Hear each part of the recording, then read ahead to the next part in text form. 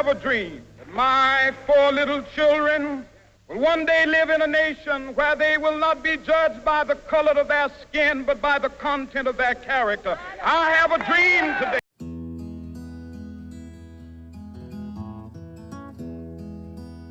I want to thank everybody for being on the call today. And I want to, as we recognize the birthday of Dr. King, who said, I have a dream. And as we look at that, he had a dream, and the dream he had was for us to live the life that we're living right now, for us to have access, for us to live a full dream. And you know, the greatest fear that I have for myself, I can't speak for anybody else, it's not about death. The greatest fear is to die an incomplete life. To die a life that I had the potential to do more and I didn't do it. To die a life that I could have played a bigger role in leaving the world in better shape for my grandchildren and my great-grandson, Eric. If just knowing that I could have done more. You know, I remember the words of Henry David Thoreau, oh God, to reach the point of death, only to realize that you've never lived, only to realize that you've never scraped the surface of your potential. I was just thinking about being on 4 continents in the last few months, and when I was in Malaysia and Singapore and looking at the people there, and I was just thinking about, wow, how diverse the world is, of things that I'd never seen before, of traveling all over Australia and going to South Africa. And so when I think about Dr. King, who had a dream that we will have access, who had a dream that we can live our dream, and now we have the opportunity not only to live the dream that he had for us, to live from that dream, but also to be dream holders for other people, to help other people live their dreams.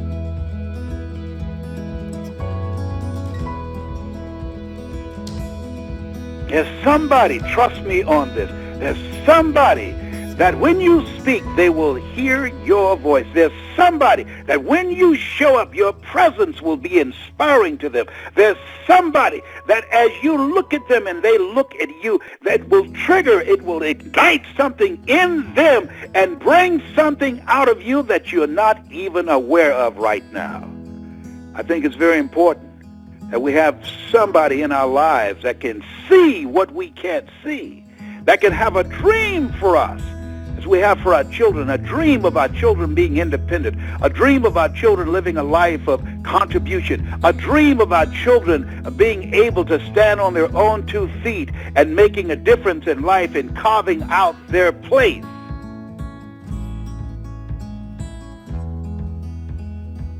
You are hearing my voice. You've been given grace because your work is not through yet. It's not through. There's something for you to do. That's why you're listening to me. You and I are cut from the same cloth. We're branches of the same tree. You've gravitated to me because what I'm speaking about is in your heart, it's in your mind, it's in your spirit. And there's something there. There's something, a work, a calling. You're called to succeed. You're called for greatness. You're called to do a bigger work. And it's not easy. It takes work.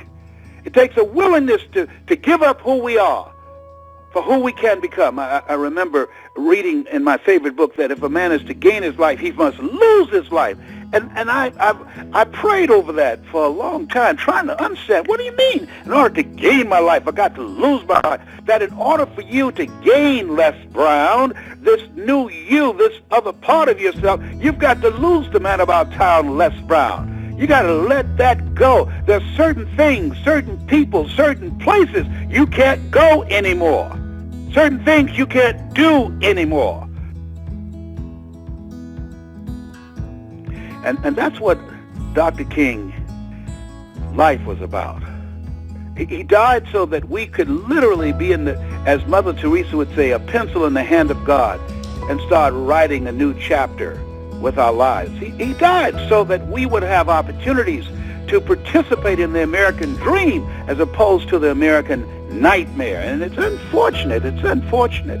So many young kids today have no appreciation for that.